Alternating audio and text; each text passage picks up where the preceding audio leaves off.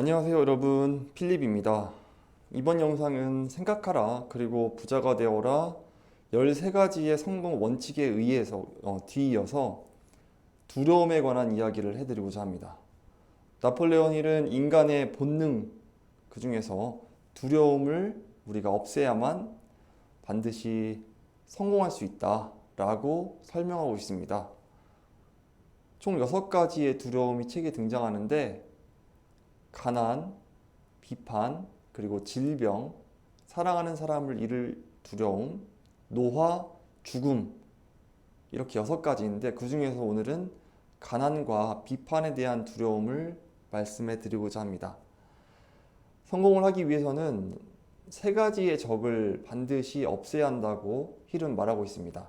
첫 번째는 우유부단함, 이도저도 아닌 행동, 그리고 두 번째는 의심, 자신을 믿지 않는 것, 세 번째는 바로 두려움입니다. 이 두려움을 우리가 해결하지 못한다면 우리의 가능성이 점점 사라질 위험에 놓이게 되는데 자세하게 먼저 가난에 대한 두려움부터 알아보도록 하겠습니다. 가난에 대한 두려움은 가장 파괴적인 두려움이라고 소개하고 있습니다. 왜냐하면 우리가 가난에 대한 두려움이 있으면 어떤 것을 성취할 수 있는 기회를 잃기 때문입니다. 이성적인 사고 능력, 그리고 상상력, 자립감, 열정, 진취성을 사라지게 합니다. 어떤 한 사람이 대학 등록금 때문에, 가난한 자기 집 형편의 대학 등록금 때문에 수능 응시 원서를 불태웁니다. 쓰레기통에 넣고 불질러 버리는 거죠. 그 행동으로 인해서 그 사람은 더 가난해질 수도 있고 더 부자가 될 수도 있겠지만 당연히 좋은 교육을 받지 못했기 때문에 더 가난해질 확률이 더 높죠. 물론 지금 이 시대에는 공부가 아니라 다른 것으로 성공할 수도 있지만 말입니다. 인간은 열등한 동물과 다릅니다. 어떤 점이 다르냐면 열등한 동물의 경우에는 물리적인 전쟁, 전투를 통해서 서로 잡아먹고 잡아먹히죠. 하지만 인간은 서로를 경제적으로 착취하면서 진화해왔습니다. 양반이 머슴을 부리고 그리고 백인이 흑인을 노예로 부리면서 진화해온 거죠. 이처럼 서로를 금전적으로 먹잇감 삼아서 만족감을 얻습니다. 나보다 가난한 사람들을 바라보면서 만족감을 얻는 게 바로 인간 진화의 역사입니다. 따라서 가난을 피하고 싶다면 자신이 어떤 사람인지 살펴보는 자기 검토 과정이 반드시 필요하다고 말해주고 있습니다. 명확하게 질문하고 똑바로 대답을 해야 합니다. 누군가가 우리에게 여러분은 무엇이 가장 두렵습니까? 라고 질문한다면 두려운 거 없는데요? 라고 대답하는 사람이 분명 있을 겁니다. 그 사람은 순간 집중해서 그 질문에 답을 구하지 않은 것이죠. 이는 올바른 답변이 절대 아닙니다. 자신이 어떤 두려움에 정신적으로, 신체적으로 얽매여 있고 그것이 장애물이 되어서 좌우되고 있음을 아는 사람은 굉장히 적습니다. 왜냐하면 이 두려움은 우리 마음 깊숙이 숨어 있기 때문입니다. 두려움은 굉장히 깊숙한 곳으로 들어가 있기 때문에 우리는 눈치채지 못하는 거죠. 용감하고 그리고 사실적인 자기 분석만이 이 적의 존재를 드러낼 수 있습니다. 따라서 우리는 내면 깊은 곳을 바라보고 자신에게 다음과 같은 증상이 있는지 살펴보아야 합니다. 가난에 대한 두려움 증상들입니다. 여러분이 여기 나와 있는 증상들을 살펴보시고 자신에게 해당되는 증상이 있는지 판단하셔서 반드시 고쳐보시길 바랍니다. 저는 뼈 때리는 증상들에 뼈가 많이 아팠습니다. 먼저 무관심입니다. 야망이 없고 가난을 기꺼이 감수합니다. 저항 없이 받아들이는 거죠. 하루 종일 의미 없고 영혼 없이 사무실 책상에 앉아 있다가 집에 돌아와서 밥 먹고 누워서 TV 보다가 잠자는 거죠. 왜냐고요? 야망이 없으니까. 내가 더 이상 노력해봤자 내 월급 250만 원에서 만 원, 2만 원 더 늘려봤자 할 수 있는 것은 없다. 이번 생은 나의 가난을 받아들이겠다라고 하는 무관심. 두 번째는 우유부단함입니다. 자신의 생각을 다른 사람에게 계속 허가받으려고 합니다. 나 이거 해도 돼? 저 이거 해도 되겠습니까? 저 이거 하면 안 되겠죠? 저 이거 먹어도 됩니까? 거의 유치원 학생처럼 나의 생각이 없고 다른 사람들이 허락해주는 것들만 하려고 하는 사람들이죠. 세 번째는 의심입니다. 자신의 실패를 가리기 위해서 변명과 핑계를 만듭니다. 실패는 하나부터 열까지 모두 다 잘못되었기 때문에 실패합니다. 어느 한 가지가 부족해서가 아닙니다. 실패는 다 자기 탓으로 돌려야 되는 거죠. 네 번째는 걱정입니다. 다른 사람들에게서 잘못을 찾으려고 하고 수입보다 지출을 많이 합니다. 외모를 가꾸는 걸 게을리하고 얼굴을 찌푸리고 다니고 우거지상을 보입니다. 여기에 이제 걱정 내용과 조금 이해되지, 그러니까 잘 와닿지 않는 부분들이 있는데 이제 너무 걱정을 많이 하다 보니까 나에게서 문제를 찾으려고 하지 않고 다른 사람, 이 상황 탓으로 돌리는 거죠. 그리고 내가 벌어들인 것보다 이 스트레스 때문에 지출에 더 많은 돈을 사용하고 외모를 가꾸는 건 게을리합니다. 이게 비싼 옷을 입고 뭐 PT를 받고 이런 게 아니라 깔끔한 옷차림을 해야만 거기서 나오는 카리스마가 느껴질 텐데 그거를 포기하는 거죠. 다음은 지나친 조심성입니다. 어떤 상황에서든 온갖 부정적인 측면만 찾으려고 합니다. 성공에 집중하지 않고 실패 가능성을 생각하죠.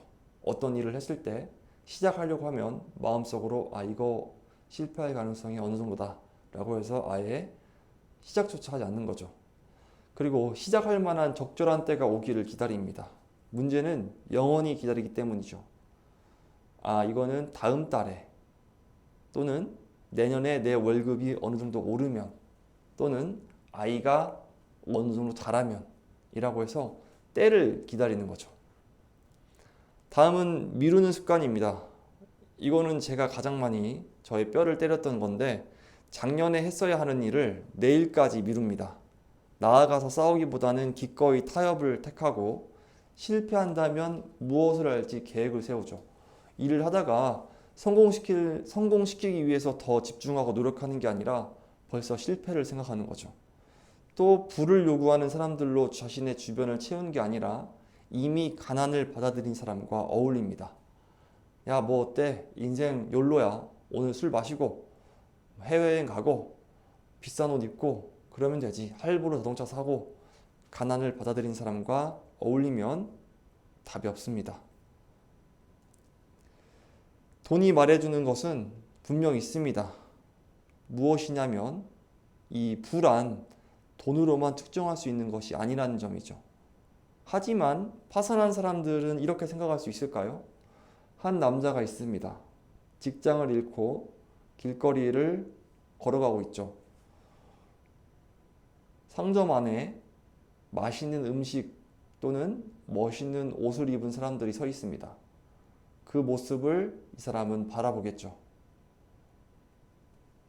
나도 돈 있으면 저 안에 들어가서 저거 할 텐데. 또는 그 사람이 마냥 부러울 겁니다. 파산한 사람들에게 불안 돈으로만 측정할 수 있는 거 아니야. 너 마인드를 다시 새롭게 해봐 라고 말해준다면 그 사람들이 받아들일 수 있을까요? 그런 사람도 있겠죠. 물론. 하지만 대다수의 사람들은 그러지 못할 겁니다. 그저 회계사 그리고 상점 직원, 약사가 바쁘게 일하는 모습을 보면서 부러워할 겁니다. 자신의 처지가 처량하고 어깨는 축 처지고 입고 있는 옷은 멋있어 보이지 않고 갈 곳은 없겠죠. 지금까지 가난에 대한 두려움에 대해서 알아보았고 다음은 비판에 대한 두려움입니다. 인간은 비판을 극도로 두려워합니다. 이는 타고난 우리의 본성입니다. 디자이너와 의류 제조업자는 이 두려움을 잽싸게 이용하고 있습니다. 유행하는 옷차림은 계절마다 바뀌는데 과연 누가 유행을 만듭니까? G드래곤이 옷을 입으니까 우리가 따라 입습니까? 아니면 내가 좋아하는 연예인이 옷을 입으니까 따라 입습니까? 그렇지 않습니다.